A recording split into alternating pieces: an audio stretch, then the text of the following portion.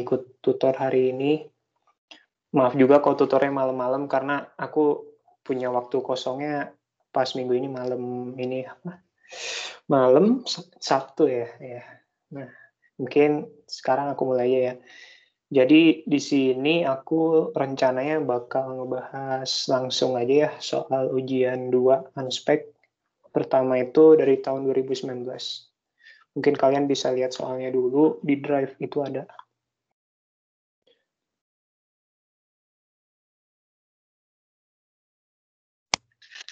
Oke, nomor 1. Yang A. Kenapa spektroskopi Raman sering disebut sebagai komplement spektroskopi IR? Nah, jadi spektroskopi Raman itu mampu mengamati vibrasi yang nggak bisa dideteksi sama IR ya. Kan kita tahu ada beberapa vibrasi yang nggak aktif Raman tapi aktif IR, atau aktif Raman tapi nggak aktif IR. Nah, spektroskopi Raman ini karena dia mampu mendeteksi vibrasi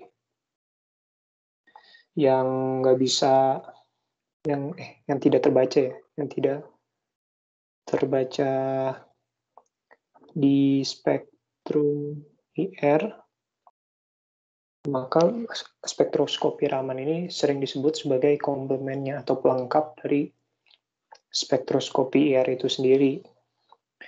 Tujuannya apa gitu kan? Kenapa orang kalau misalkan udah ngukur IR, dia juga harus ngukur Raman gitu. Jadi sebenarnya itu lebih ke konfirmasi aja sih. Jadi untuk molekul-molekul gas atau misalkan molekul-molekul yang baru kita temuin itu, kalau molekulnya sederhana sih ya, itu biasanya kita nanti kayak cari mode vibrasinya, terus kita cari vibrasi yang aktif IR-nya apa, vibrasi yang aktif Ramannya apa, terus nanti kita cocokin sama hasil percobaan gitu. Kalau kita cocokin kayak jumlah serapan di IR-nya berapa, jumlah serapan di Ramannya berapa. Nah, kalau misalkan sesuai gitu kan, atau mendekati, ya berarti benar gitu. Struktur yang kita tebak itu adalah struktur yang sesuai dengan percobaan yang kita dapatkan dalam percobaan. Kalau misalkan kita pakai spektroskopi IR doang, kita kurang yakin karena mungkin aja tapi emang nggak bisa sih ya kalau misalkan dua buah senyawa itu punya spektrum IR yang sama. Kenapa? Karena daerah fingerprint-nya itu pasti beda gitu. Tapi masalahnya adalah misalkan kita sintesis senyawa yang baru yang belum ada database spektrum IR-nya dan kita nggak tahu itu fingerprint-nya itu. Nah, permasalahan di situ. Nah, mau nggak mau kita harus ngecek lewat mode vibrasinya. Jadi kayak kita cocokin apakah mode vibrasi di IR sama di Ramannya sesuai sama teorinya gitu. Nah, terus yang B,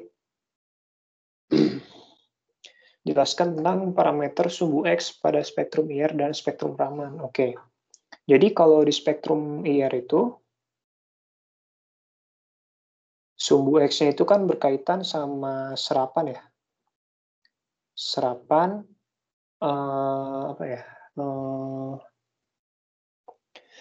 bilangan gelombang IR yang diserap oleh molekul. Maksudnya ya sumbu X-nya itu adalah bilangan gelombang di mana suatu molekul itu menyerap gelombang IR gitu. Berarti kaitan itu kan sama fenomena absorpsi atau serapan. Tapi kalau di Raman,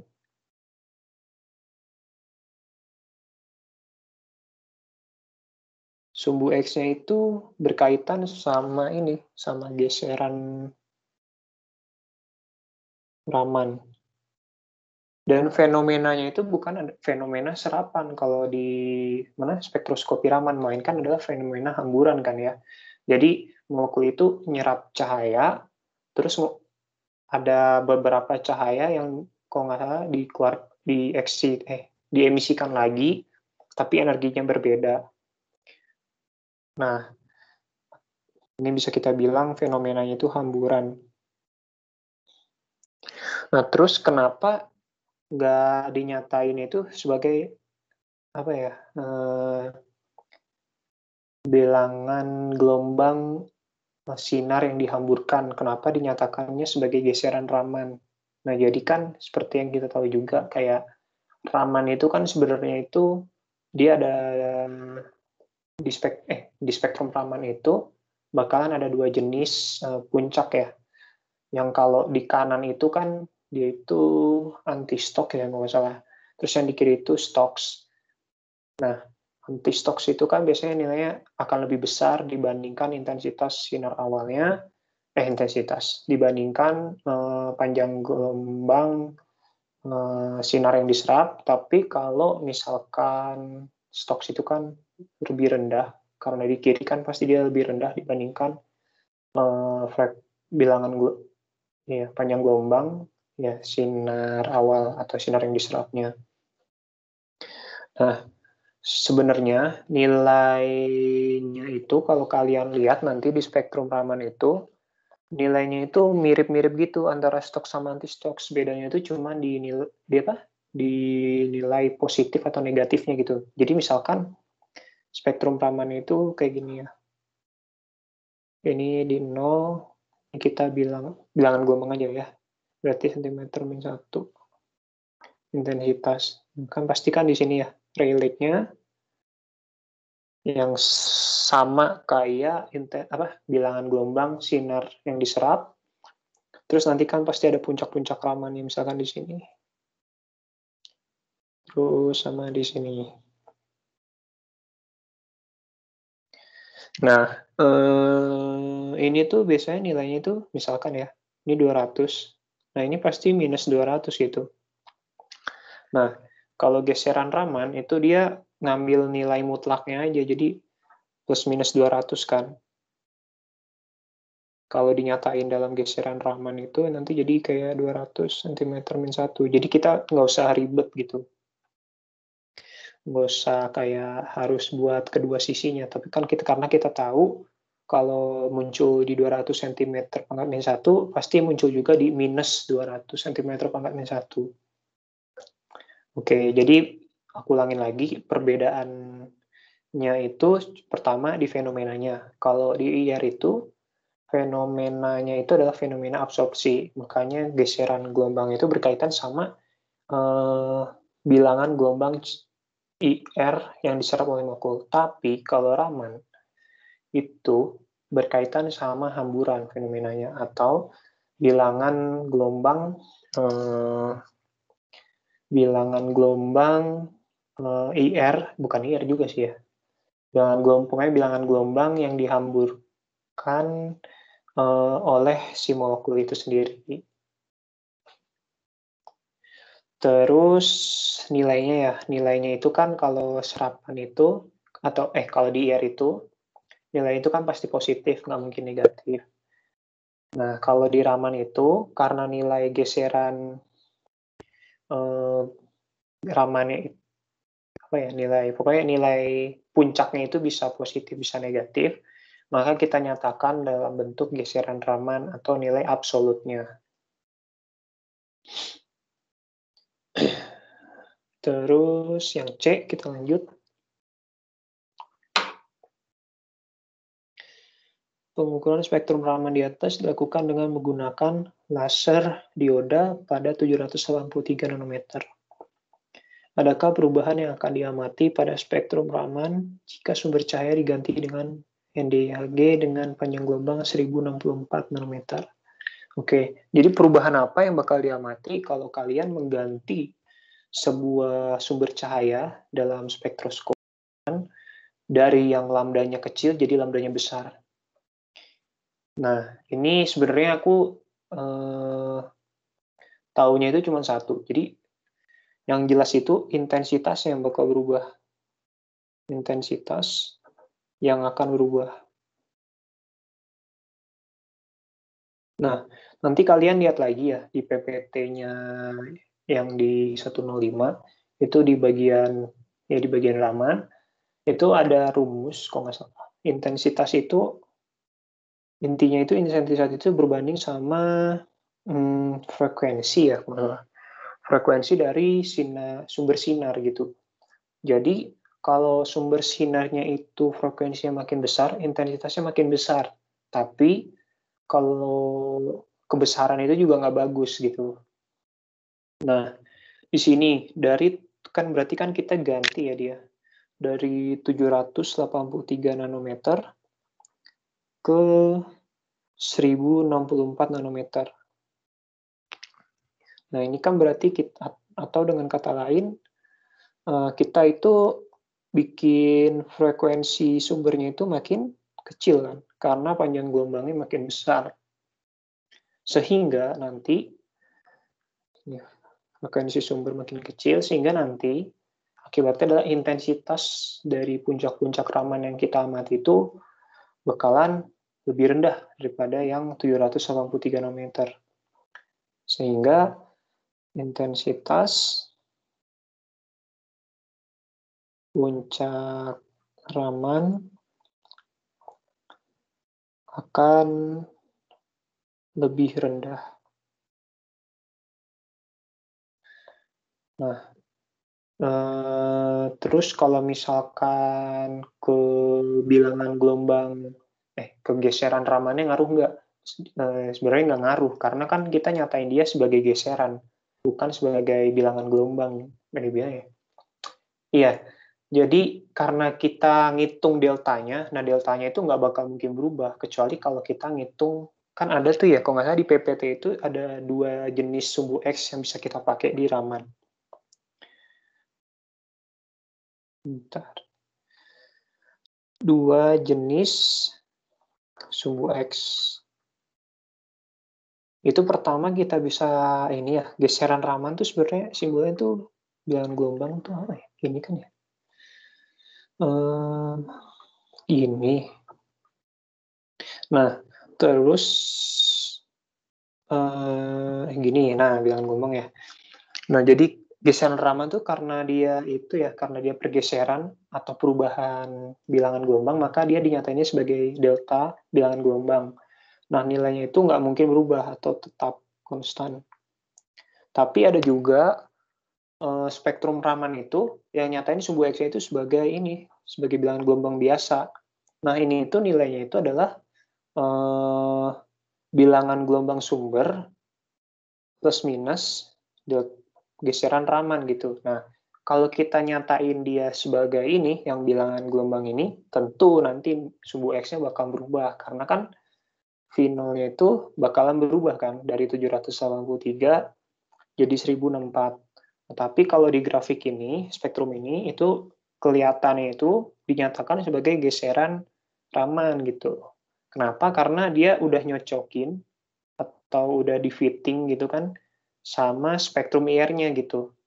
Jadi bisa dilihat di sini gitu, misalkan aja ya, pada 3000 cm pangkat min 1, itu kan di Raman sama di IR itu ngasih puncak ya. Nah, itu berarti dia udah di fitting, maksudnya gimana? Jadi dia udah ngefitting kalau misalkan emang bener gitu, ada vibrasi yang aktif IR sama yang aktif Raman di 3000 cm pangkat min 1.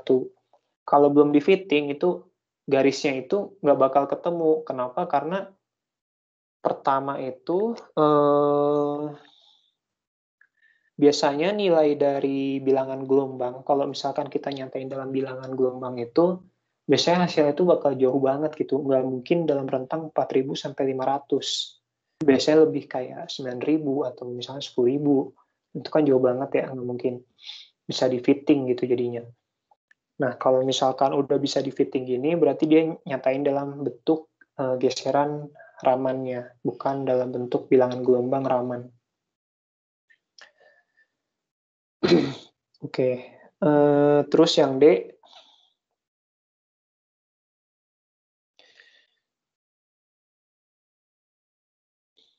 oke. Oh iya, tadi aku belum ngasih tau ya, kenapa Sebenarnya kan apa sih intensitasnya kan yang kita harapin intensitas yang kuat kan, karena biar kita mudah bacanya gitu. Biar kita tahu kalau di situ oke bener ternyata ada serapan. Maksudnya nggak keganggu sama noise-noise. Kalau misalkan puncaknya itu tingginya mirip noise, biasanya itu bakalan ragu-ragu kitanya karena kita nggak tahu itu emang beneran serapan, emang beneran apa, hamburan Raman atau gara-gara noise gitu kan. Nah, biasanya berarti kan karena tadi aku bilang makin besar frekuensinya atau makin kecil panjang gelombang sumber sinarnya, intensitasnya itu akan semakin besar. Tapi intensitas panjang gelombangnya kalau terlalu kecil atau frekuensinya terlalu besar, kan berarti nanti energinya terlalu besar ya. Nah, itu bakalan merusak sampel gitu. Yang ada itu nanti bakalan pertama malah jadi fluoresensi atau fosforesensi. Malah nanti jadi keganggu kan ramannya, hamburan ramannya. Karena hamburan Raman itu mirip-mirip kayak fluoresensi sama fosforesensi. Bedanya itu cuma di Raman itu eksitasinya ke virtual state, kalau misalkan fosforesensi, fluoresensi itu jelas gitu ke tingkat energi selanjutnya. Terus sampelnya itu tadi bisa rusak, maksudnya gimana ya, sampelnya itu bisa gosong gitu atau bisa terdegradasi. Jadinya nanti yang kebaca bukan malah sampel, yang malah hasil degradasinya gitu. Oke, lanjut ke D. Vibrasi ulur pada CH benzena memiliki panjang gelombang di atas 3000 cm pangkat minus 1. Sementara alkana di bawah 3000 cm pangkat minus 1. Nah, faktor apa yang menyebabkan perbedaan ini gitu kan? Oke, kita buka dulu rumus dari bilangan gelombang IR. Bilangan gelombang IR itu apa kan? Kalau nggak salah tuh 1/2pi akar K kali K per mu. Mu itu massa tereduksi atau M1 M2 per M1 plus M2 ya. Jadi massa atom kalau di sini kan CH, jadinya nanti kayak massa ARCH kali ARH per jumlah air mereka. Terus kalau K itu tetapan pegasnya ya, tetapan pegas. Aku kurang tahu sih itu kalau di vibrasi namanya apa ya istilahnya tuh. Tapi ini rumus pegas gitu, jadi K-nya itu tetapan pegas. Nah, kalau ini kan dia udah nge-state ya, sama-sama CH. Berarti pertama itu karena sama-sama CH, berarti mu tidak mempengaruhi dong.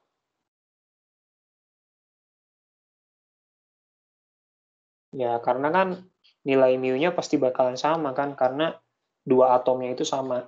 Nah, yang beda itu pasti di K-nya kan. Perbedaan itu terletak di K. Di K. Nah, sebenarnya apa yang membuat K si CH benzena sama K si CH alkana itu berbeda? Jadi, K itu sebenarnya itu dipengaruhi oleh kekuatan ikatan. Kekuatan ikatan. Makin kuat suatu ikatan, maka nilai K-nya itu akan semakin besar, sehingga nanti nilai bilangan gelombangnya atau bilangan bilangan gelombang puncaknya itu bakalan semakin besar juga gitu.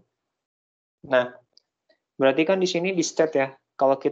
Berarti di sini dibilang kalau ya karena kita tahu K itu bakal mempengaruhi bilangan gelombangnya, karena bilangan gelombang si CH benzena ini, aku tulis aja deh, V benzena itu kan lebih besar daripada V alkana. Berarti secara nggak langsung kita bisa bilang kalau kekuatan ikatan CH benzena itu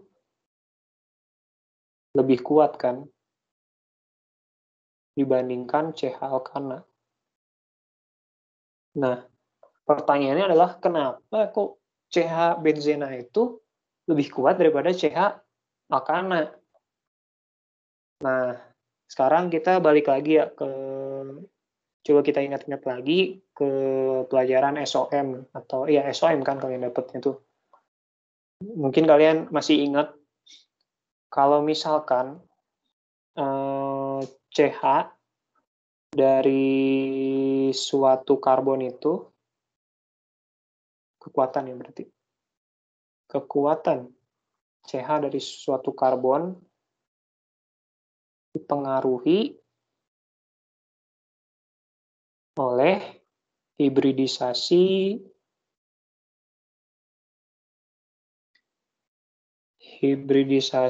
dari atom C.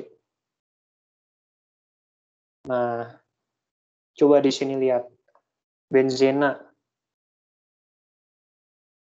Benzena kan strukturnya gini ya.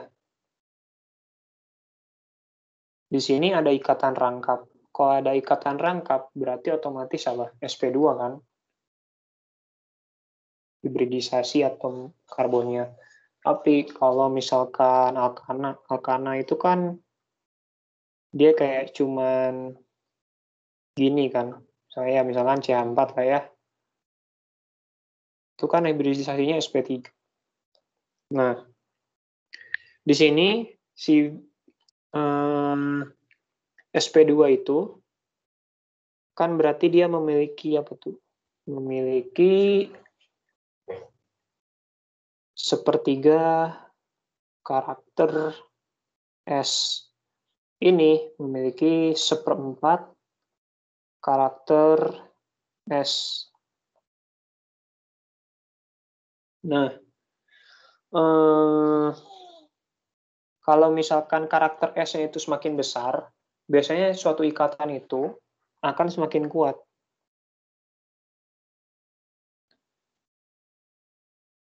Ikatan itu akan semakin kuat. Kenapa? Karena nanti si orbital hibridisasinya itu akan lebih semakin dekat ke inti. Sehingga nanti ikatan itu akan makin kuat gitu. Karena kan S dibanding P itu kan emang lebih dekat ke inti S kan ya. Karena karakter S-nya itu biasanya kalau aku juga kurang tahu sih maksudnya penjelasan ilmiahnya gimana, tapi orang-orang tuh biasanya nyatain kalau misalkan kalau suatu orbital hibridisasi di mana karakter S-nya itu makin besar, biasanya nanti orbital hibridisasinya itu makin bantet dan makin dekat ke inti gitu. Sehingga ikatan nanti yang terbentuk itu bakalan semakin kuat. Kenapa? Karena ya makin dekat ke inti gitu. Artinya atom yang satu dengan atom yang kedua itu makin dekat gitu kan. Nah, di sini gara-gara karakter S CH pada benzena itu lebih besar, karena karakter S pada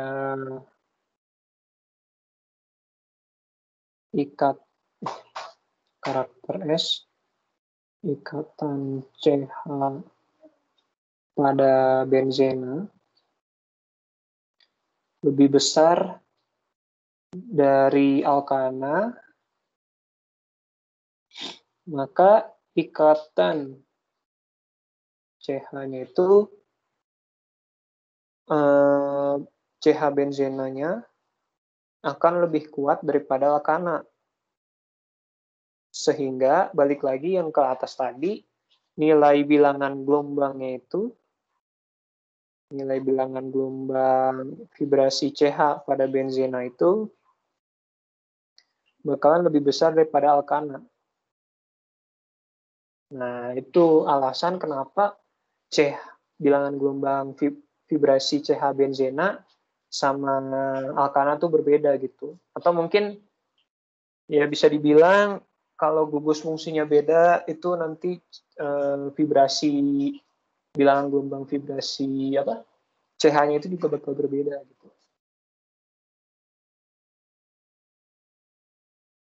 Nah, terus yang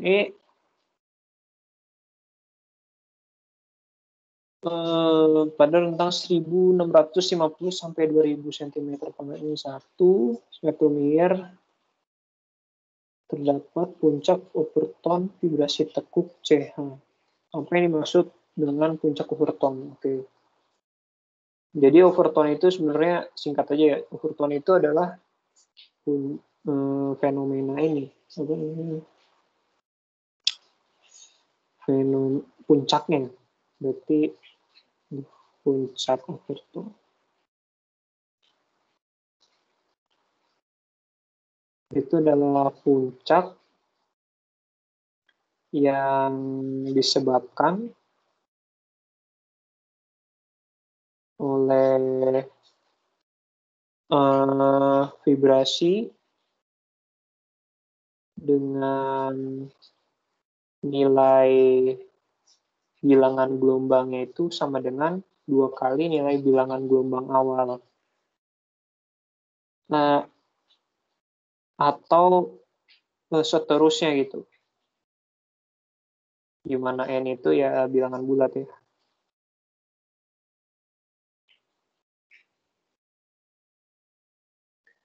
Nah, jadi misalkan ya, kayak misalkan vibrasi tekuk CH itu pada berapa misalnya 825 gitu. Nah, terus muncul puncak di 1650. Nah, 1650 ini kan 2 kali si 825 tadi kan. Nah, sehingga bisa dikatakan bahwa 1650 ini merupakan puncak overtone dari si vibrasi tekuk CH. Nah, terus gimana intensitasnya? Intensitasnya itu biasanya puncak overtone itu kan terlarang ya. Karena yang kita tahu itu kan terlarang. Karena yang kita tahu kan kalau aturan vibrasi itu kan delta apa sih? Delta apa ya? Pokoknya yang bilangan yang menyatakan vibrasi itu aku lupa apa ya.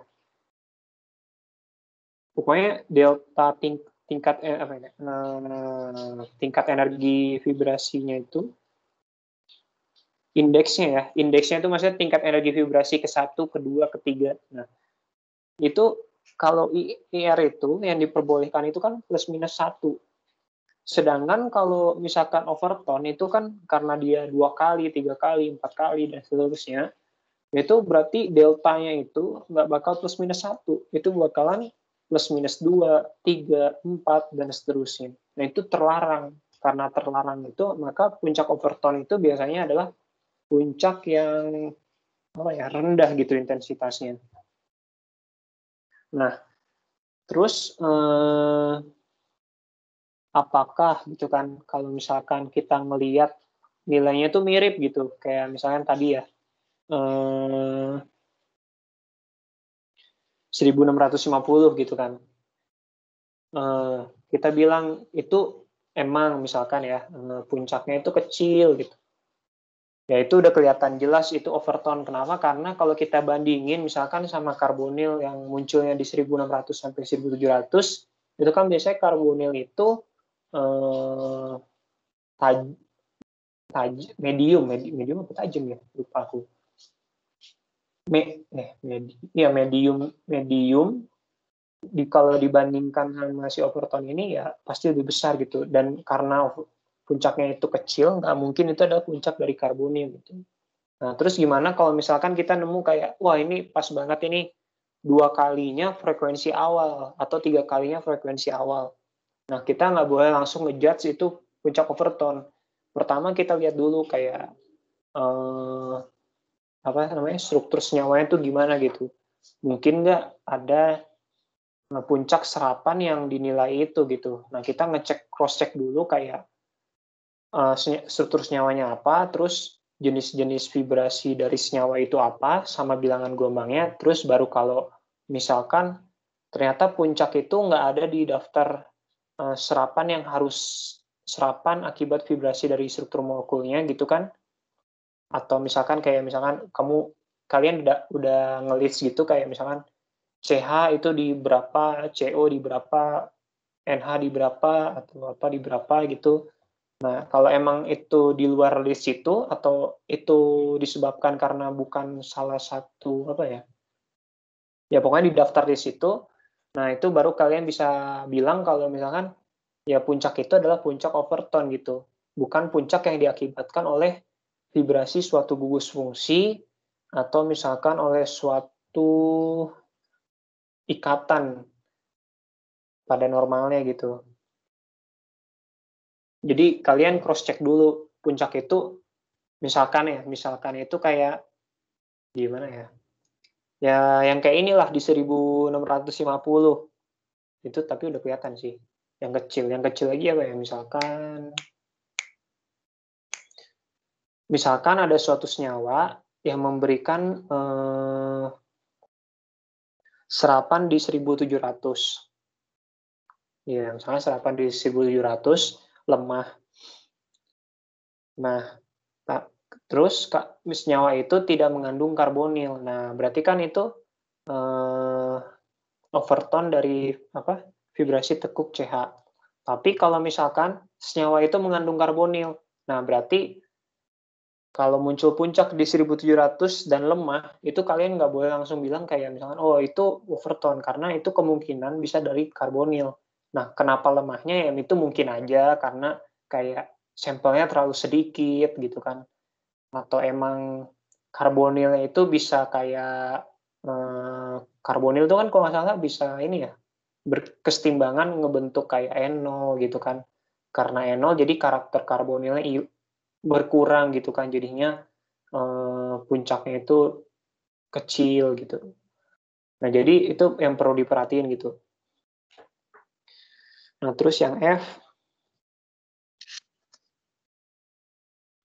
pada spektrum Raman, puncak 980 merupakan puncak vibrasi simetrik. Apa yang akan terjadi jika pengukuran dilakukan berturut-turut dengan bidang polarisasi sejajar dan polarisasi tegak lurus terhadap sumber cahaya? Nah, ini itu bentar ya, aku tuh lupa nilainya itu harusnya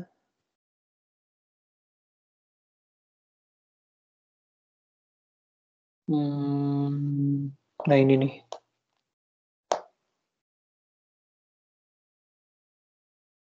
Oke. Non-symmetrical itu 0,75. Oke.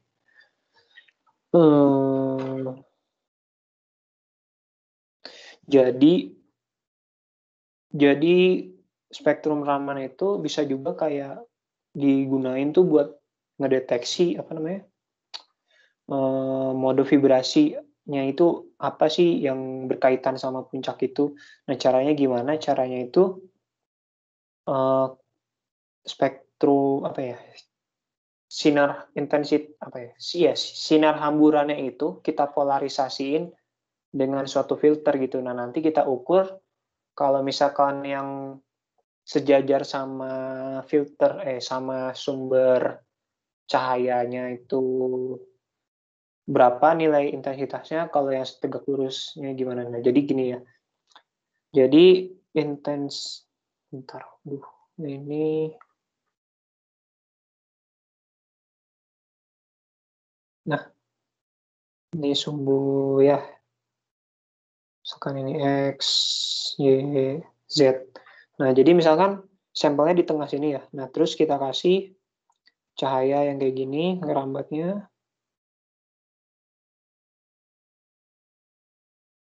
Nah, itu kan berarti dia di sumbu XZ ya. Di sumbu XZ. Nah, otomatis kan hamburannya itu kita ukur di 90 derajatnya ya. Nah, berarti kan kemungkinan itu bakalan ada kayak yang dihamburkan kan berarti ada yang, aduh, mana nih? Nah, yang dihamburkan itu kan berarti bakalan ada yang kayak gini. Terus, biar nggak push yang ini, push mana nih? Nah, terus satu lagi, itu yang dihamburkan itu bakalan ada yang kayak gini nih.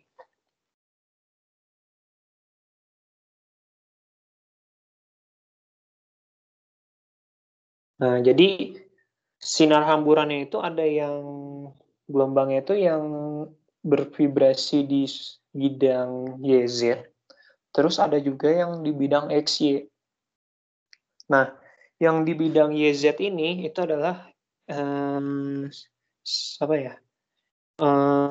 Sinar yang terpolarisasi sejajar dengan sumber cahaya. Kalau yang di bidang XY itu, bentar, yang ini berarti ya. Itu adalah sinar yang tegak lurus dengan sumber cahaya. Terpolarisasi, tegak lurus, tapi kalau yang merah itu sejajar dengan sumber cahaya. Nah, untuk mode vibrasi itu biasanya bakal beda-beda nilainya. Mode vibrasi yang punya karakter ini ya, yang punya karakter, bukan karakter apa ya namanya itu, representasi. Pokoknya mode vibrasi kan biasanya kan dinyatain kayak misalkan mode vibrasi A1G, A2G, EG. Nah, itu biasanya nilai apa? Nilai si intensitas yang tegak lurus sama yang sejajar itu bakalan berbeda-beda bergantung sama ininya, sama nilai karakter si ininya atau representasi si vibrasinya gitu. Nah, kalau misalkan kan dia bilang di sini itu vibrasi simetri. Biasanya kalau vibrasi simetri itu A1G gitu ya.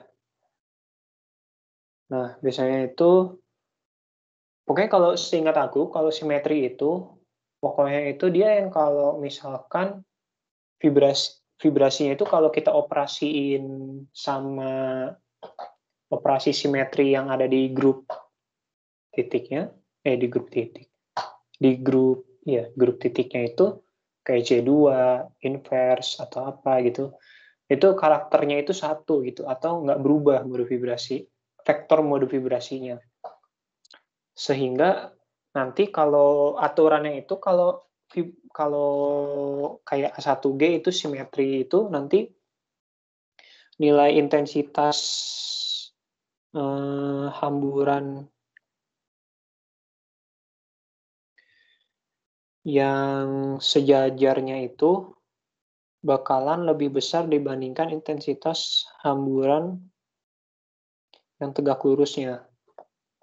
Atau nanti kalau misalkan dihitung pakai rumus ini, depolarisasi, bentar simbolnya apa ya? Depolarisasi.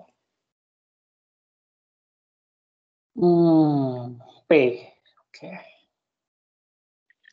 Atau nilai P, di mana P itu adalah yang intensitas tegak lurus per intensitas yang sejajar itu bakalan lebih kecil daripada 3/4 atau ya 0,75, tapi ada juga yang bilang itu 6/7 gitu.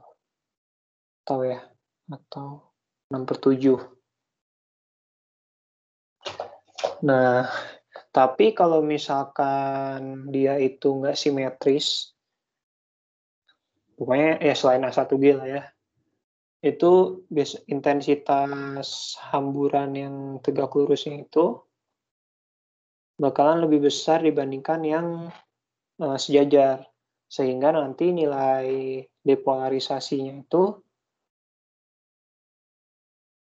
bakalan lebih besar atau sama dengan 3/4 atau 6/7. Nah, kalian coba cek lagi aja kayak di catatan Pak Bahari ya, Pak Bahri itu nanti pakai yang 3/4 atau yang 6/7 gitu. Nah, terus karena di sini kan si siapa? Oh ya, kesimpulannya belum ya. Kesimpulannya berarti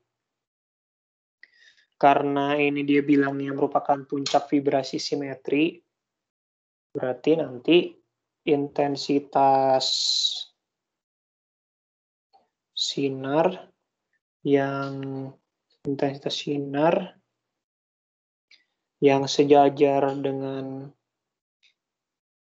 sumber itu bakalan lebih besar dibandingkan intensitas sinar yang tegak lurus dengan sumber. Nah, sehingga nilai angka banding depolarisasinya akan kecil, bukan besar ya. Atau P kurang dari 3/4 atau 6/7. Gitu.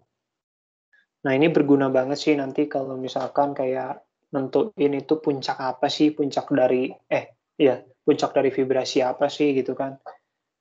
Nah, itu biasanya ngeceknya kayak ini gitu. Jadi kayak kita ketahuan gitu, oh puncak itu tuh A1G gitu. Berarti puncak yang lain bisa kita tentuin dengan lebih mudah gitu. Misalkan B1G atau EG, kan karena puncak yang lain ya sisanya selain A1G kan. Terus nanti dilihat dari mungkin energinya. Ya nanti adalah itu materi di matkul lain gitulah ya. Nah, terus yang G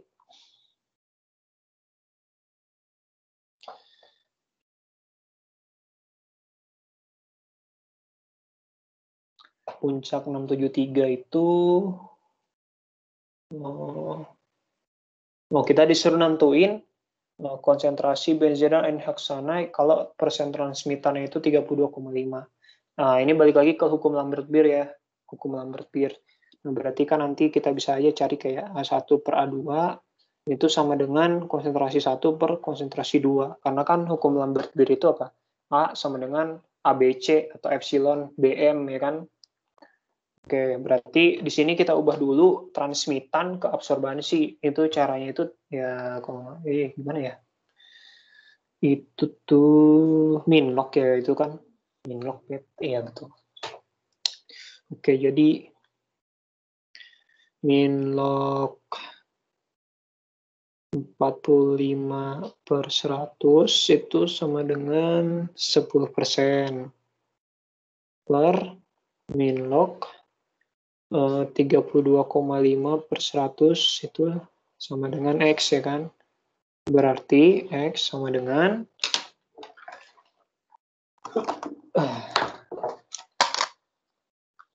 minlog 0,45 dibagi minlog 0,325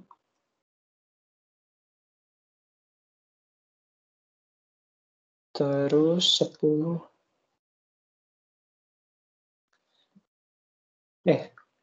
iya benar. Hasilnya itu aku dapatnya 14,08%. Oke, kita lanjut dulu ya ke nomor 2.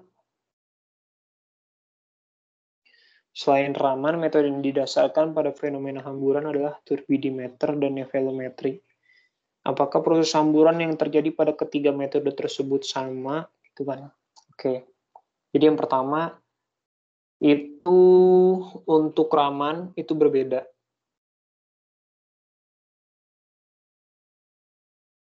Tapi nevelometri dan turbidimetri itu sama. Nah, kalau yang di Raman itu ya namanya hamburan Raman gitu. Di sini itu hamburan itu nggak elastik. Tak elastik maksudnya itu ya merubah energi atau panjang gelombang sinar hamburan itu berbeda dengan panjang gelombang sinar yang diserap. Tapi kalau di Nevelo dan Turbit itu namanya hamburan, kalau nggak salah itu hamburan Debye atau Mi gitu. Nah, di sini hamburan itu elastik atau tak merubah energi. Nah, terus fenomena hamburannya juga beda kan. Kalau di Raman itu kan dihamburkan oleh molekul. Tepatnya itu ya oleh molekul ya, atau aku kurang yakin, tapi orang ada yang nyebutnya itu kayak oleh elektron, karena kan nanti elektronnya yang naik tingkat energi. Enggak, ya molekul. Nah, tapi kalau si Nephelo-Turbid itu sama bukan molekul ya, malahan kayak oleh partikel berukuran besar.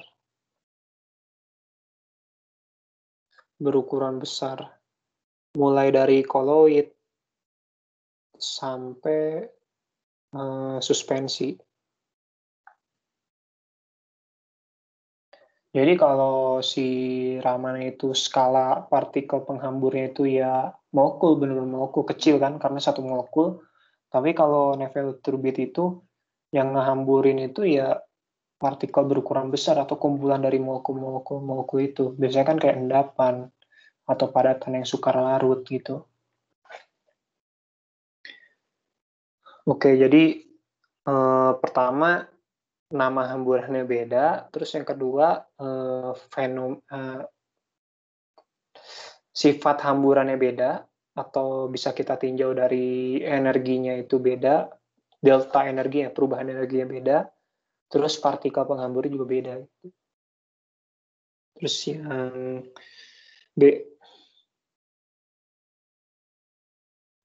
pengukuran turbidimetri biasanya dilakukan menggunakan spektrofotometer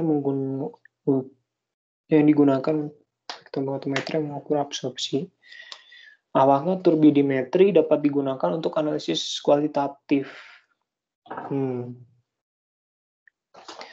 Kalau aku sih jawabannya itu, aku kurang tahu juga sih. Kalau seingat aku jawabnya enggak deh. Tidak. Kenapa? Karena kan yang kita ukur itu, pertama, sumber sinar yang, lambda sinar hamburannya itu bervariasi gitu. Maksudnya nggak cuman kayak di satu titik gitu kan. Tapi iya, karena jangan situ deh. Tidak, karena pertama hamburan itu tidak bergantung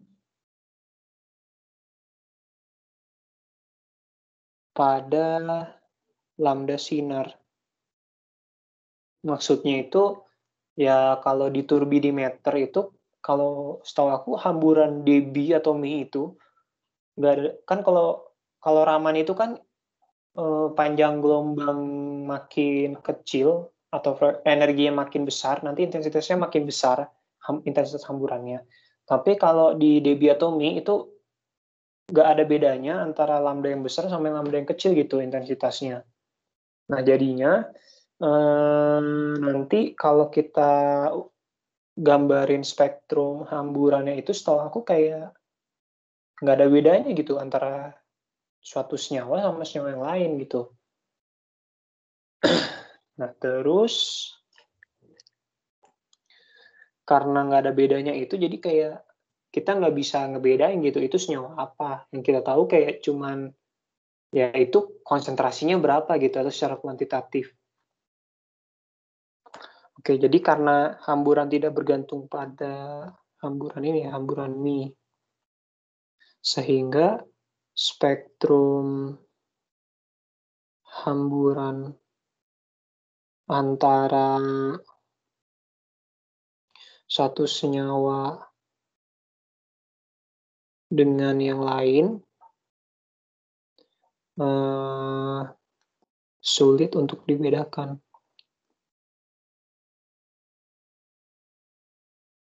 Atau kita bisa bilang kayak metode ini, metode Turbit tidak bisa digunakan untuk analisis kualitatif.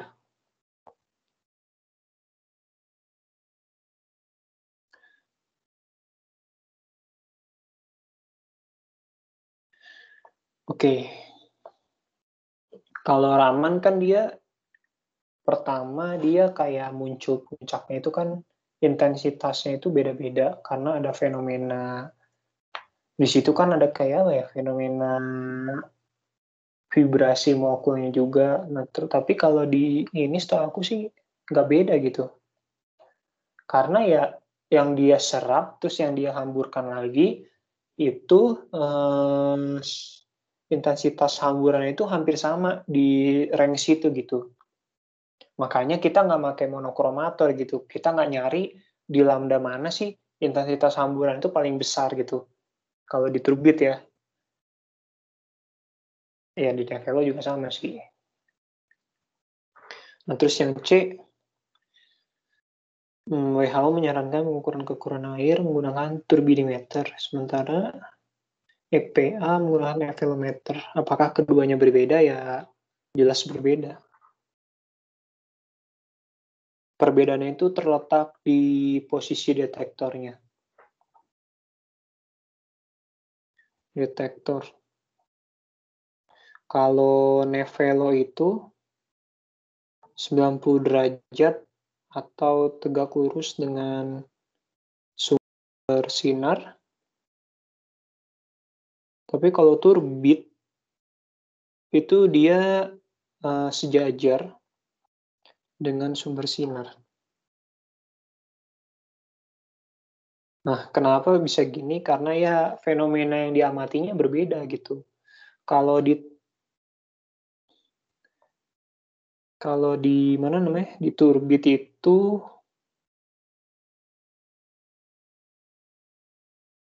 emang ada intensitas yang dihamburkan, tapi dia kalau Turbit itu biasanya ngukur ini kan dia, ngukur absorbansi.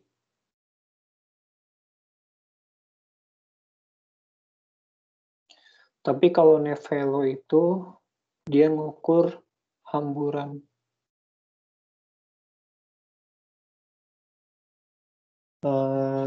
Terus iya, karena Turbit itu ngukur absorbansi, jadinya dia detektornya itu di posisi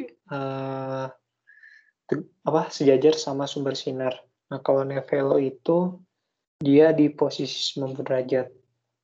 Oh iya, karena dia ngukur absorbansi. Nah, nanti coba deh cek lagi kayak yang B itu aku kurang yakin juga sih kayak kalau di serapan itu harusnya spektrum serapannya tuh harusnya itu kayak dari satu lambda ke lambda yang lain itu harusnya sih mirip gitu karena pertama itu kayak kalau misalkan suatu senyawa itu sama-sama putih, itu kan kayak biasanya lambda maksimum itu harusnya sama dan karena dia endapan gitu kan,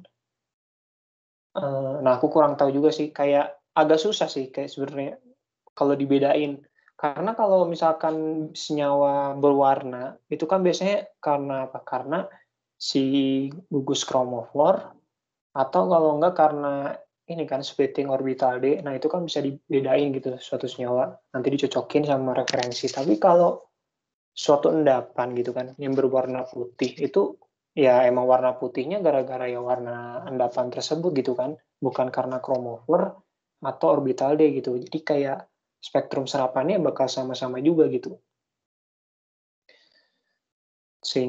Terus intensitas di range panjang gelombang tertentu, misalkan kita ngukur di range 400 sampai 700, itu kemungkinan kayak intensitasnya itu bakalan sama sih setahu. Ya, tapi nggak tahu juga sih, aku agak-agak lupa. Coba aja sih nanti kalau yang bisa koreksi silakan. Oke, terus yang D,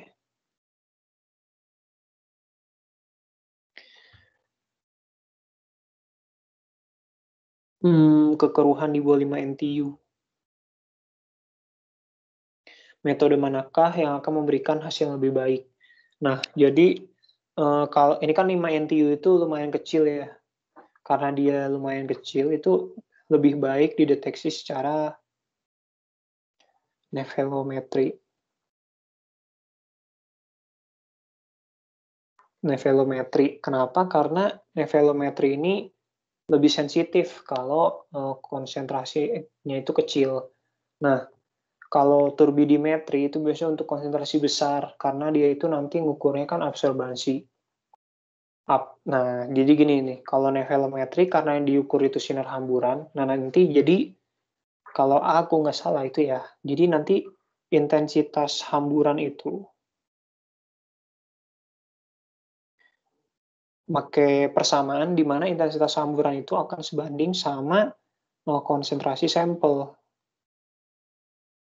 Nah, karena dia mainnya intensitas langsung, jadi kayak misalkan intensitasnya itu tadinya 620, terus naik gitu misalkan jadi 625. Kan ini kan naik 5 unit ya, kelihatan jelas gitu. Jadinya jadinya sensitif gitu, maksudnya kayak ya 5 unit kan emang pasti beda gitu hasilnya. Sehingga nanti bakalan kebaca perubahan konsentrasinya. Tapi kalau turbidimetri, itu kan yang dibaca itu absorbansi ya. Karena yang dibaca absorbansi, itu kan berarti dia ngebandingin intensitas dong. Intensitas antara misalkan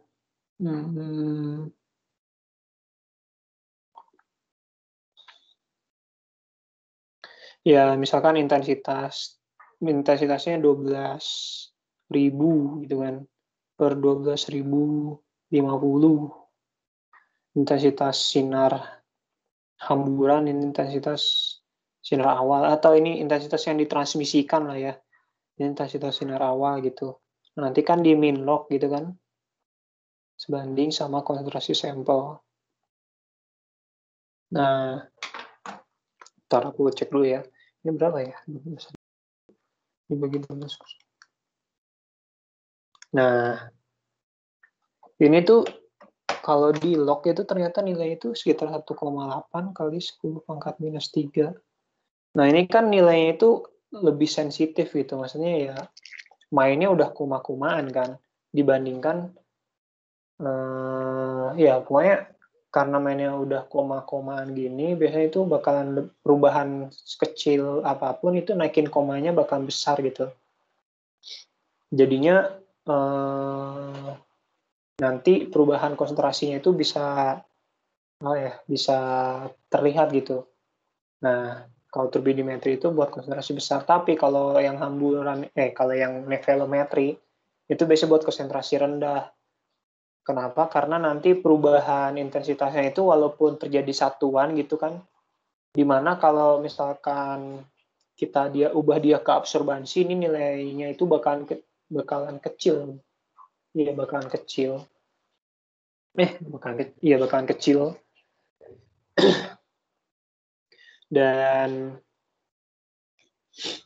Dan gimana ya? Jadi nanti bakalan kayak absorbansinya ya bakal sama aja gitu antara standar sama sampel.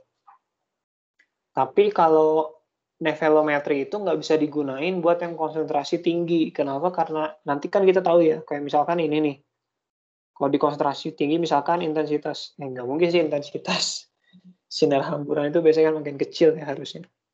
Jadi salah. Biasanya kalau harusnya intensitas sinar transmisinya kan harusnya makin kecil ya. Jadi nanti itu harusnya itu kayak aku lupa. Pokoknya itu kalau nggak salah, jadi kayak delta I-nya itu nanti kalau misalkan konsentrasinya terlalu besar, di nevelometri itu nanti delta I-nya itu bakalan kecil gitu. Nah, kalau delta I-nya kecil kan, kalau dibaca di mana? Kalau dibaca sebagai absorbansi, aku berarti salah. Tadi, berarti kalau dibaca sebagai absorbansi, kalau delta kan siapa namanya? Nanti kan absorbansi bakalan sebanding sama min log delta intensitas ya, intensitas sinar yang ditransmisikan sama intensitas sinar awal. Nah, ini seharusnya sih nilainya itu masih bakalan lebih jelas dibandingkan nilai si delta I-nya itu sendiri gitu. Jadinya masih kebaca gitu. Tapi kalau yang di nevelometri dia udah nggak kebaca karena perubahan delta I-nya terlalu kecil gitu. Jadi nanti antara standar sama sampel ya nggak bisa dibedain gitu delta I-nya. Jadi nggak bisa tepat nanti konsentrasi sampelnya. Terus kalau yang oke, jadi yang D itu tadi metode mana yang memberikan hasil yang lebih baik ya nevelometri ya, karena kekeruhannya itu kecil. Untuk kekeruhan yang kecil disarankan memakai metode nevelometri gitu. Terus yang nah ini nih, pengukuran ini dapat dilakukan pada panjang gelombang 400 sampai 600 nanometer. Mengapa tidak ada satu nilai panjang gelombang tertentu? Karena yang tadi aku bilang sih, setahu aku tuh, kalau turbit sama nevelo itu, seharusnya itu dia nggak menyerap maksudnya apa ya? Epsilon ya berarti. Absorptivitas di tiap lambda itu sama. Sehingga ya intensitas sinar transmisi dan hamburan itu di tiap lambda itu bakalan sama. Ya jadinya nggak perlu monokromator, kita nggak perlu nyari intensitas hamburan atau intensitas transmisi mana yang bisa kita baca, karena ya semuanya sama aja gitu di tiap semua lambdanya gitu. Nah, beda lagi kalau misalkan sampelnya itu berwarna.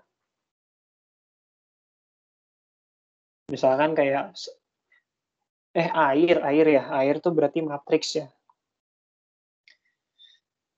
Bagaimana kalau airnya itu berwarna gitu? Misalkan ya kayak air sungai gitu kan warnanya coklat atau keruh-keruh hijau atau apalah. Nah, itu biasanya kita pakai monokromator. Jadi kita harus cari range lambda di mana air tidak memberikan serapan.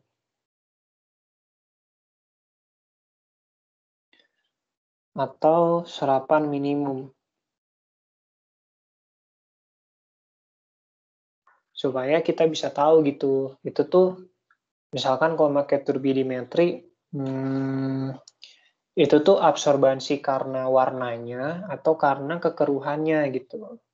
Kalau pakai nevelometri, intensitas sinar hamburannya itu misalkan kecil. Nah, kecilnya itu gara-gara diserap oleh warna airnya atau emang gara-gara yang kekeruhannya itu kecil gitu. Jadi biar lebih pasti aja. Itu jadinya nanti kita pakai monokromator atau filter warna bisa. Terus yang F,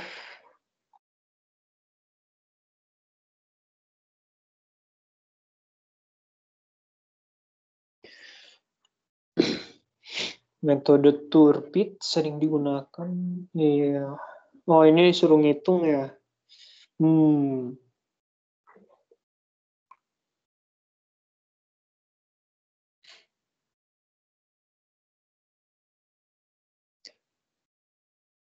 Oh iya, standar apa nih berarti? Standar adisi ya metodenya. Karena kita nambahin standar 1 mili, 1 mili, 1 mili. Oke. Berarti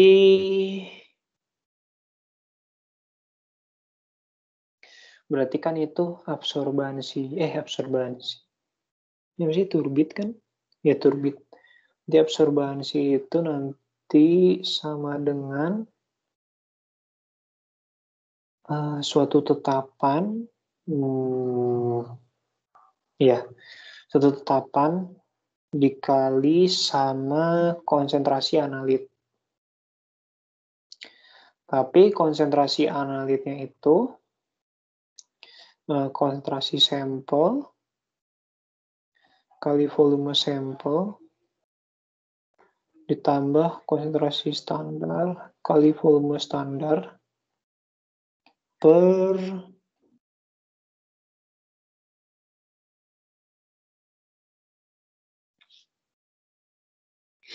berapa nih? Volume larutan ya. Oke. Nah, terus nanti coba ini bisa nggak kita ini? Coba ya, berarti kan jadinya KC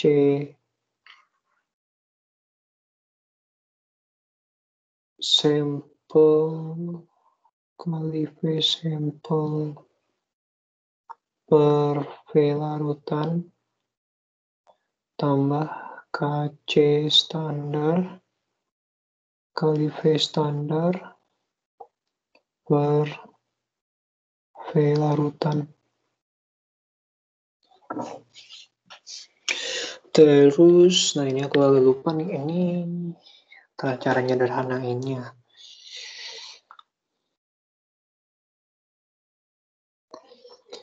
Kalau C analit kan C sampel, V sampel.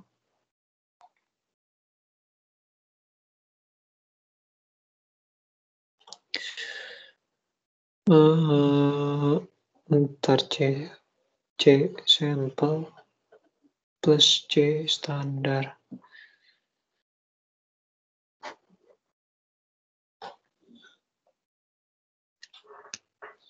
Ini ada yang bisa kita ini nggak? Oh bisa nih. Kan kita mau nyari C sampel. Berarti, oke. Berarti absorbansi sama dengan KC sampel kali volume sampel per V larutan. Nah, ini itu nanti kita anggap dia ini intercept ya. Intercept. Terus yang ini KCSTD per V larutan. Nah, volume standar. Ini nanti kita anggap dia slope. Ini intercept. Oke. Ini sumbu X-nya, karena kan yang dikasih tahu di situ volume total standar yang telah ditambahkan. Oke, let's go. Berarti ini ubah dulu ke absorbansi ya. Oke, kita hitung dulu.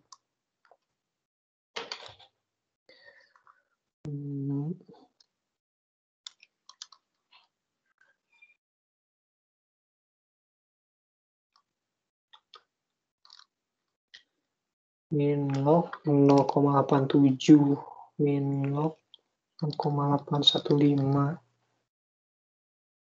min log 0,68,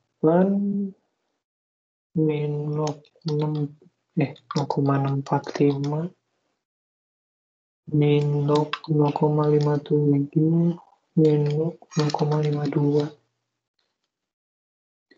Terus X-nya itu ada 0, 1, 2, 3, 4, 5.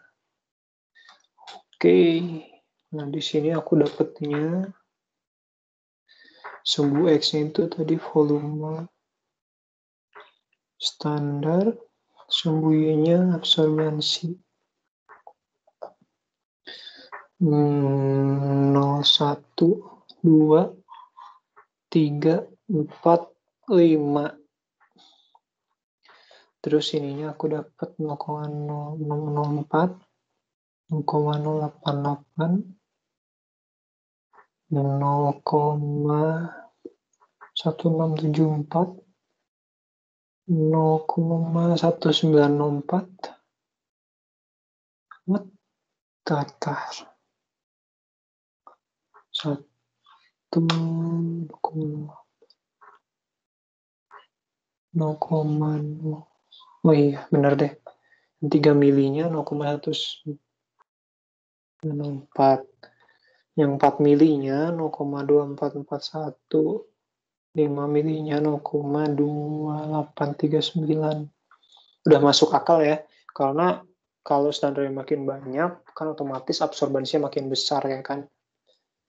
Oke, udah benar. Nah, ini terus kita cari. Pertama, yang pastinya harus kita cari itu adalah si K-nya dulu. Nah, K-nya itu dari slope ya. Oke.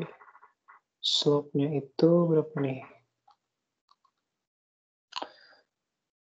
0,04589. Ini 9. Oke, slope itu kan tadi sama dengan KC standar per volume larutan. Sehingga K itu sama dengan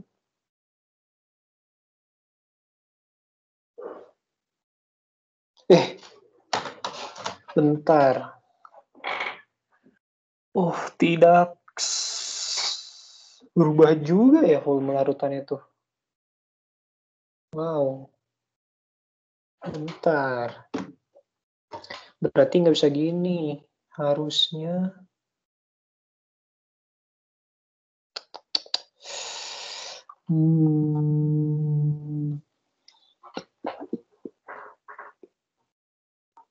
Mana ya biar enak tuh. Kalau apa bisa ini diabaikan? Duh, kelupa nih. Kayaknya mending langsung aja ya kita hitung. Jadi bentar-bentar salah. Jadi mending Oke. Nggak bisa gini guys ternyata. Harusnya gini aja. K kali C standar tambah C analit. Dan nanti ini kenapa kudu nambahin gini ya? Ini berarti kan volume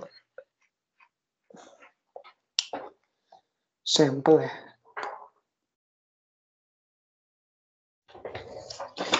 Ini kita bisa hitung langsung sih, maksudnya kalau misalkan dia V standar kali C standar per volume sampel. Nanti kita hitung langsung aja, jadi C standar. Terus tambah C sampel. C sampelnya 100. Ini volume campuran. Ini per volume campuran. Bisa nggak ya kalau aku asumsiin aja deh biar lebih gampang, kayak karena penambahan volume standar itu 1 mili, kalau dibandingkan sama 100 mili sampel itu kan berarti kan dia kayak berubah cuma 101, 102, itu kayaknya bakalan kecil perubahan konsentrasinya. Nah, jadi aku asumsiin ini aja deh. Ya. Berarti nanti ininya itu, bentar. Berarti ya, ininya itu nanti dia itu slope. Salah. Berarti K. Sama deh, K kali C sampel. Berarti ini C standar kali volume standar per volume campuran.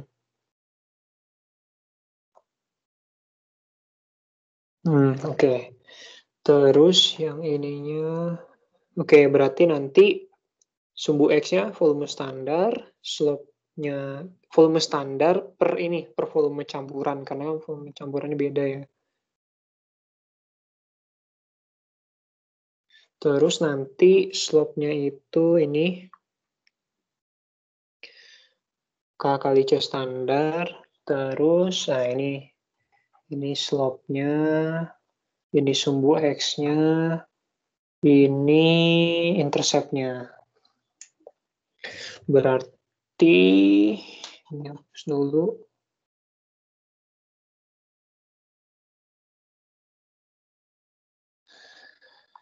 Berarti tadi apa? Volume standar per volume campuran. Wes.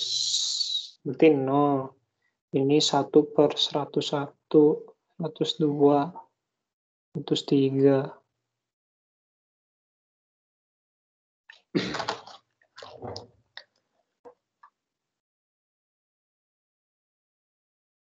Satu bagi 101, 1 bagi 102, 1 bagi 103.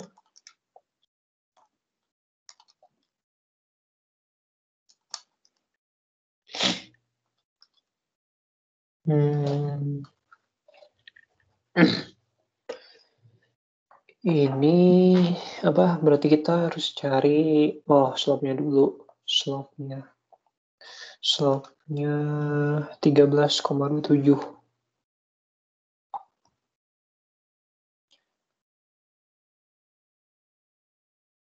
13,27. Ya, terus nanti tadi kan slope itu apa sih? Slope itu K kali C standar. Berarti K itu sama slope bagi C standar. Sama dengan 13,27 dibagi 200 ppm. Itu 0,0664. Oke, udah ketemu K-nya, baru kita cari intercept. Intercept-nya itu 0,0651. Tadi intercept itu K kali C sampel. Berarti C sampel sama dengan intercept per K. Berapa tuh berarti? Berarti 0,0651 dibagi 0,0664. Oh, oke, kecil juga ya. 0,9810 ppm. Oke, kita cek dulu nih sebenarnya masuk akal nggak sih ini tuh?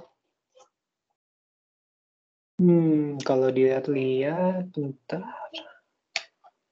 87. Kalau tadi standarnya kan 1 mili. 1 mili kayak 200. 200 ppm dibagi 101. 1,98. Enggak, harusnya itu. Ntar ya, 200 dibagi 106.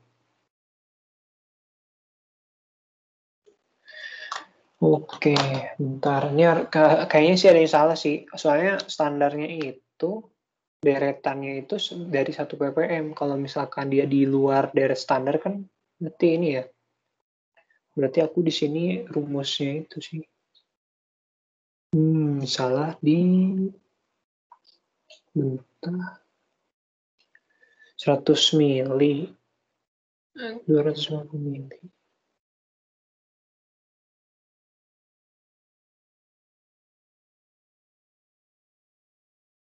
Oke.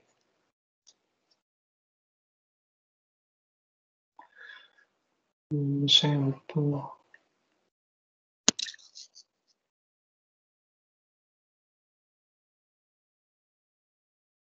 Udah benar sih harusnya. Ntar deh kalau misalkan ada koreksi aku kasih tahu deh. Terus yang nomor 3 nih, terakhir. SRF merupakan suatu metode penentuan yang disukai untuk konsentrasi di atas 1 ppm.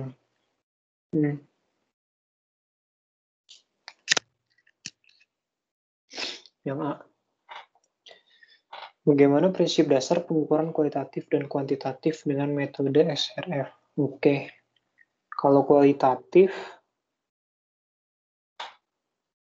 itu tinggal apa namanya? Mencocokkan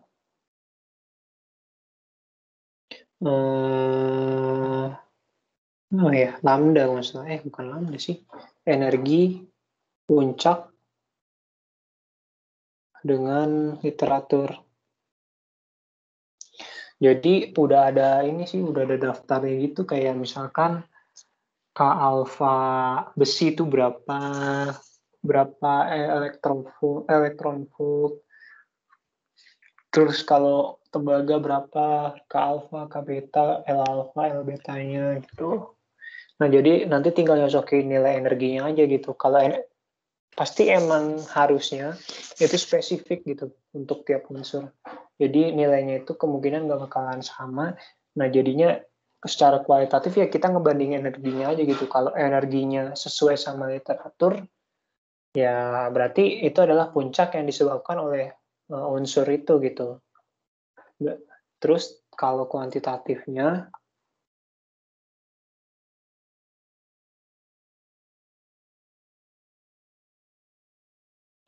itu tuh lebih ke lihat nilai ininya sih, intensitasnya. Jadi kita ngebandingin intensitas sampel dengan intensitas standar. Nah, jadi setahu aku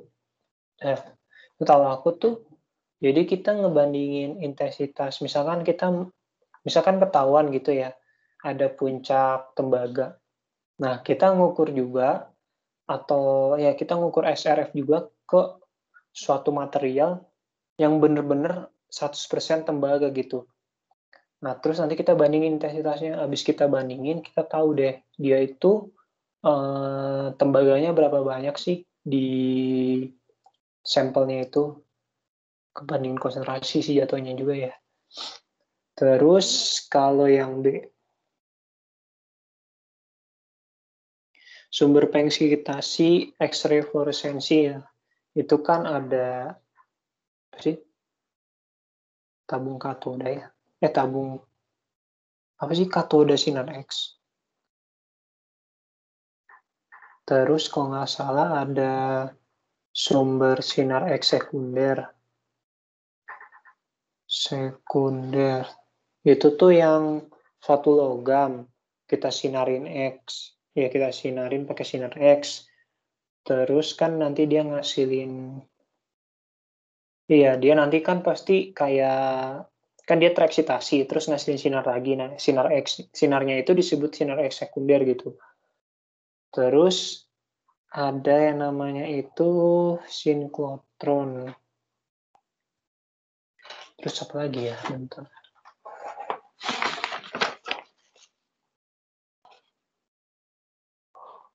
Iya, sinkroton apa sikloton? Udah sih, aku tahu itu doang. Terus yang C,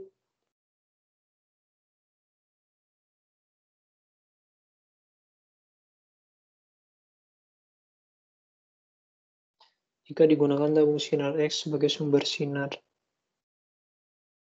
X, dapatkah molybdenum digunakan sebagai logam target? Nah, jadi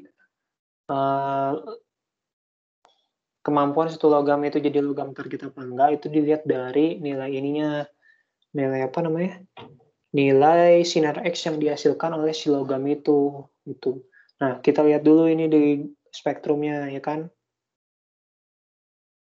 Dia kan puncak yang paling gedenya di mana tuh? di sekitar 9-an, yaitu hampir 10 ya, hampir 10 kilo elektronvolt. Nah, kita hitung dulu berarti kalau misalkan ke alfa molybdenum itu berapa? Karena di sini kasarnya ke alfanya doang nih. Berarti kita langsung hitung aja Hc per lambda. Berarti 6,626 kali 3 kali 10 pangkat 8. Terus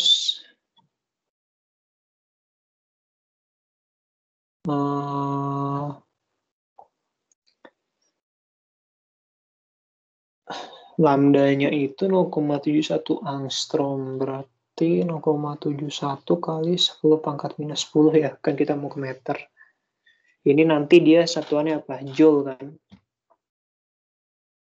Terus 1 joule itu, waduh, oke, berarti kali 1 per 6,2415 kali 10 pangkat 18, kita ubah ke elektron volt. Tapi kali juga 1 per 1000, karena kita mau kilo elektron volt. Oke, berapa nih?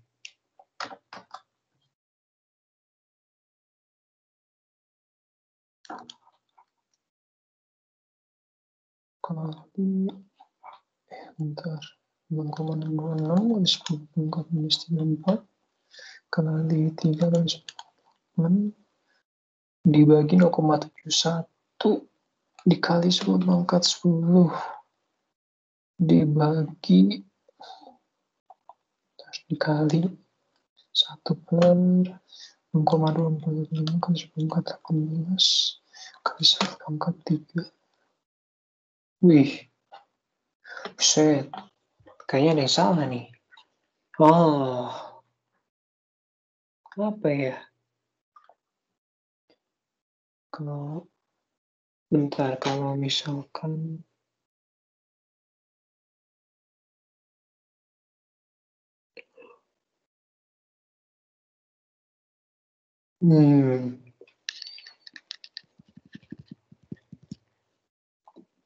ini kagak ada yang HC, H kali C. Apa harus 1 mol ya? Kali 6,23 kali 10 pangkat 3. Nggak mungkin.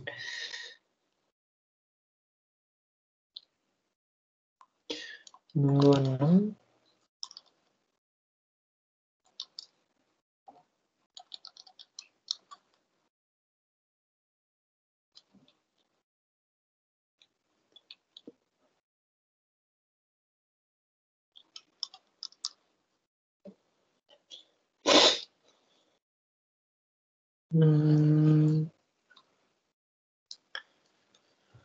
Oke, ini ionnya.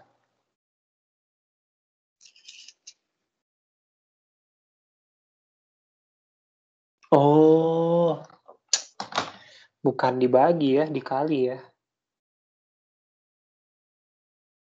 6,2415 kali 10 pangkat 18.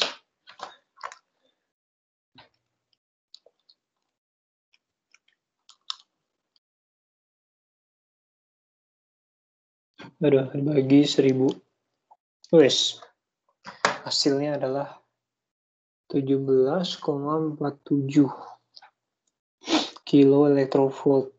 Nah, karena energi yang dihasilkan sama molybdenum itu lebih besar dibandingkan sama nilai energi pada puncak terbesar, yaitu di sekitar 10, maka molybdenum bisa dipakai. Nah, kenapa sih harus lebih besar daripada 10 kilovolt ya? Karena gini kan, karena kan sinar X yang dihasilkan nantinya itu bakalan difluoresensikan gitu sama logamnya. Itu kan SRF kan. Nah, kalau misalkan energi sumbernya itu lebih kecil daripada 10 elektron volt, kilo elektron volt, berarti kan nanti yang difluoresensikan itu kan bakalan lebih kecil lagi kan. Pasti misalkan di kisaran 8 atau 9 lah. Nah, nanti puncak yang di sekitar 10, itu yang terakhir tuh wolfram nggak kelihatan dong. Atau dengan kata lain, pendarahan dari wolfram nggak bakal terdeteksi gitu. Jadinya nggak bakalan bisa gitu nanti. Apa namanya? Ya pokoknya nggak, karena nanti nggak bakal terdeteksi, jadinya logam yang menghasilkan sinar X dengan energi di bawah 10 kilo volt tidak bisa digunakan gitu. Karena kan seperti yang kita tahu juga kayak fluoresensi itu kan pasti energi sinar hamburannya itu kan pasti bakalan lebih kecil daripada sumber sinar kan, karena kan di sana ada relaksasi dulu kan. Jadi mau nggak mau sumber sinarnya itu harus lebih besar daripada 10 kilo elektrovolt supaya nanti ada pendarahan di sekitar 10 elektrovolt yang terbaca gitu. Oke, karena di sini si molybdenum itu ngasihin 17 kilo elektrovolt, maka molybdenum bisa dipakai untuk metode XRF sampel ini gitu. Terus yang D, beri label puncak 1 sampai 5. Ini udah dikasih tahu sih sebenarnya 1 itu kan 1,7 sampai 1,8. Itu nanti kalian cari di tabel. 1,7 sampai ini dia nih, 1,7 sampai 1,8. Itu apaan? Apaan nih? Kayaknya antara K alpha 1 atau K beta 1 ya itu. Tapi lebih dekat ke pakai feeling nih. Set. Apaan ya? Kayaknya sih K alpha sih. K alpha 1. K alpha 1 SI. Terus yang kedua itu 2,9. 2,9 itu K alpha 1 AR. Yang ketiga itu 5,4. 5,4 itu kalau di tabel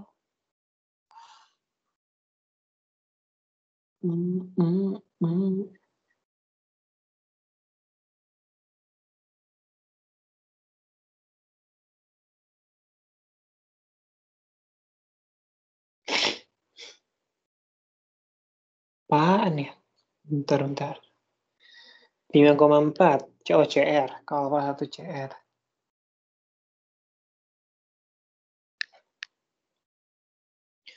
Terus yang 6,4.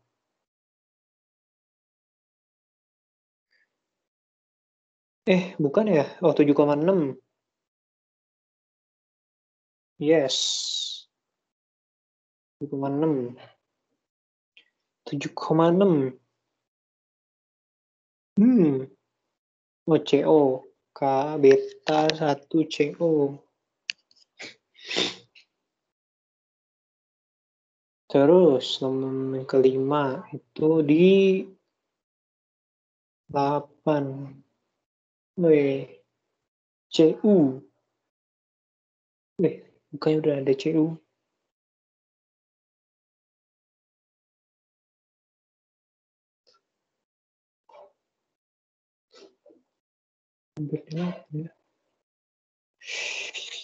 Iya, CU ya.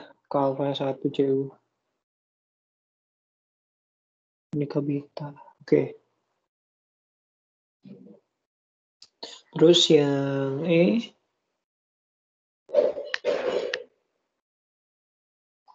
puncak 6 itu ke alfa besi.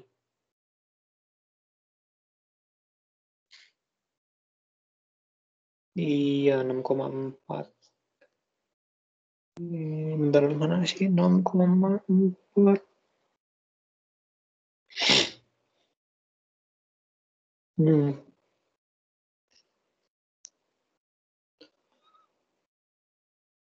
Iya, 6,4 besi. Terus kenapa gitu kan?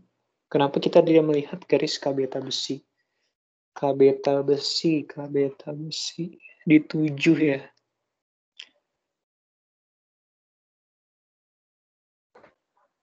Nah, yang ini aku jujur nggak tahu kenapa kayak kita nggak bisa lihat K beta besi, tapi K alfanya doang gitu yang kelihatan. Sedangkan si CU, K alfa K betanya bisa kelihatan gitu kan. Kemungkinan yang pertama nih ya, K beta besi itu di 7. 7.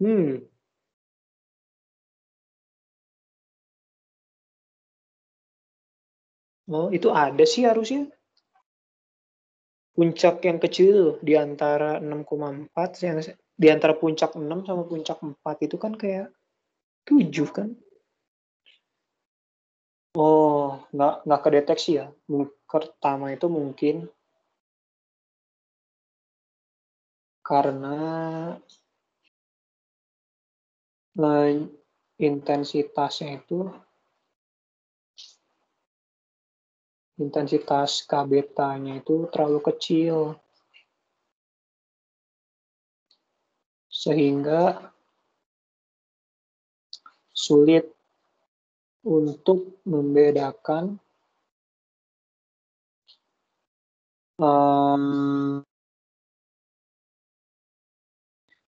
beta dengan noise. Mungkin di sini belum dipastiin gitu ya. Ini tuh noise apa K beta gitu. Tapi kalau kelihatannya sih kayaknya K beta gitu. Karena kalau dia lihat sih lumayan tinggi gitu dibandingkan noise. Tuh. Karena terlalu kecil gitu intensitas K betanya. Nah, itu kalau nggak salah kenapa kok bisa sih beta itu lebih kecil daripada alfa, itu hubungannya itu kalau nggak salah sama ini kan, sama prosesnya gitu. Karena si beta itu kan dia transisi dari dua kulit terluar. Gimana ya dia tuh bilangnya? Jadi kan kalau nggak salah tuh gini ya. Jadi misalkan ini, nih misalkan ini kulit K, kosong gitu kan. Terus ada elektron di sini sama di sini. Nah, kalau K alfa itu dia ke sini. Kalau K beta itu dia dari yang kulit keduanya ini nih, yang ini. Nah, kan antara apa namanya?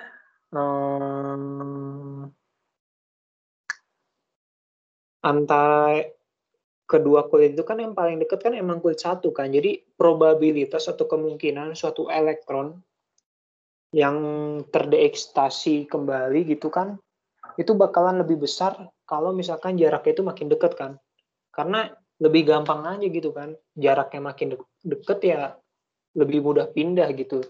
Jadinya probabilitas K alfa itu biasanya lebih besar daripada K beta, atau dengan kata lain intensitasnya itu bakal lebih besar gitu kalau K alfa. Nah,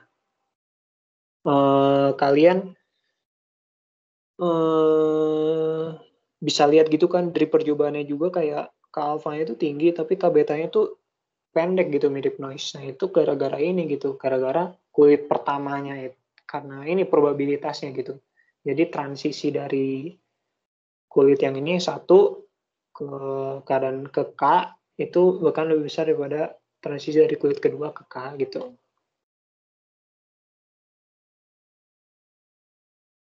Terus yang F, jadi Wolfram ini kan ngasih apa L beta di 9,7. Terus kenapa kita nggak gunain apa? Garis emisi K gitu. Nah, kita lihat dulu emisi K tungsten tuh di 59 kilo elektron volt. 59 kilo elektron volt. Nah, Nilai ini kan gede banget ya. Sedangkan tadi sumber sinar yang kita pakai berapa? Sumber sinar yang kita pakai kan 17 elektrovolt. Nah, nggak bakal nyampe gitu ke 59. Jadi ini karena energi sumber sinar X itu tidak mencukupi. Sehingga nggak bakalan dipakai K alpha yang di 59 kilo elektrovolt. Nah, kalau yang G, berdasarkan spektrum di atas, dapatkah disimpulkan sampel mengandung Zn? Apakah ada Zn di sini? 8,6. Tadi nggak ada 8,6. Karena nggak ada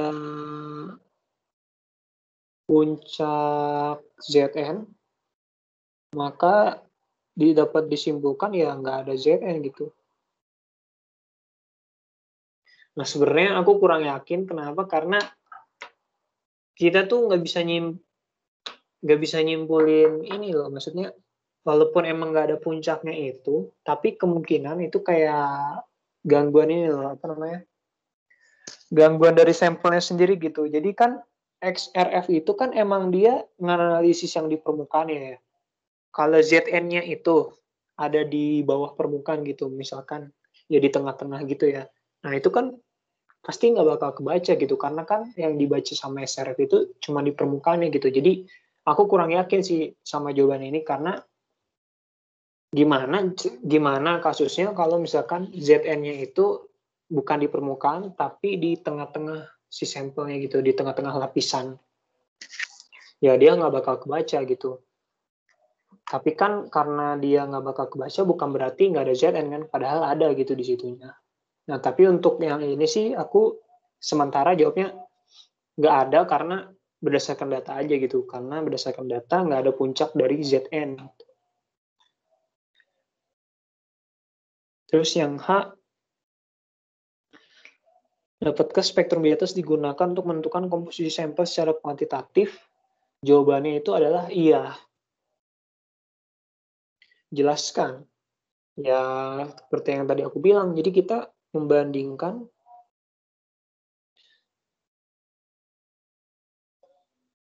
intensitas sampel dengan intensitas dari standar. Nah, jadinya nanti kita tahu berapa ppm unsur di sampel tersebut gitu. Oke, untuk sampai sini kalau ada yang mau ditanya silahkan gitu, tapi aku izin ini dulu ya, aku izin minum dulu. Oke, bentar.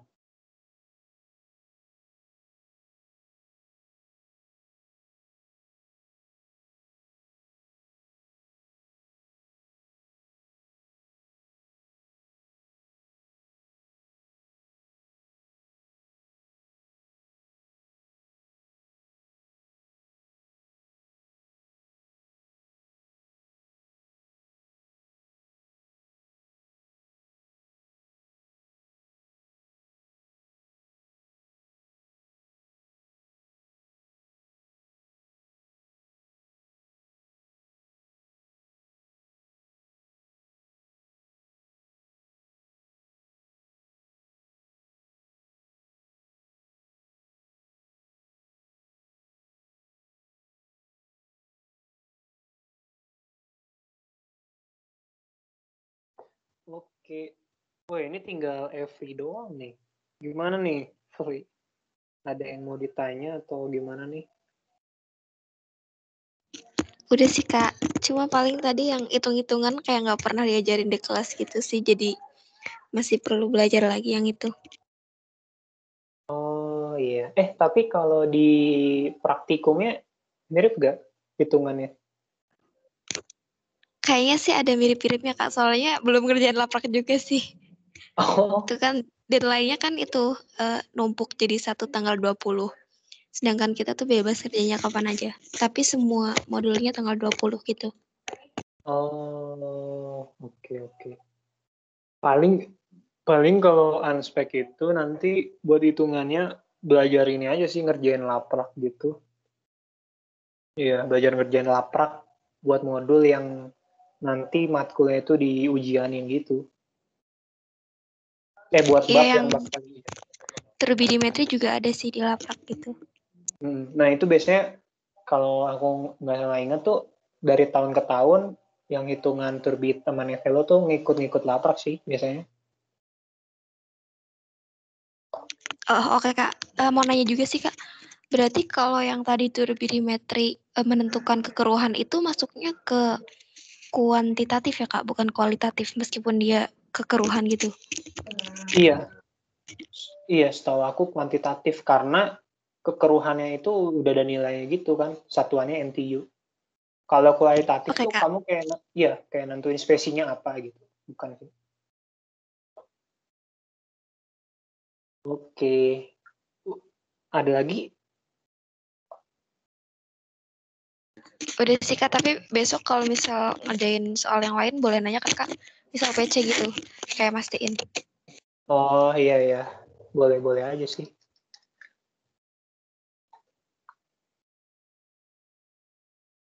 Oke, paling cukup dari sekian cukup. Gimana San? Aku sih udah San.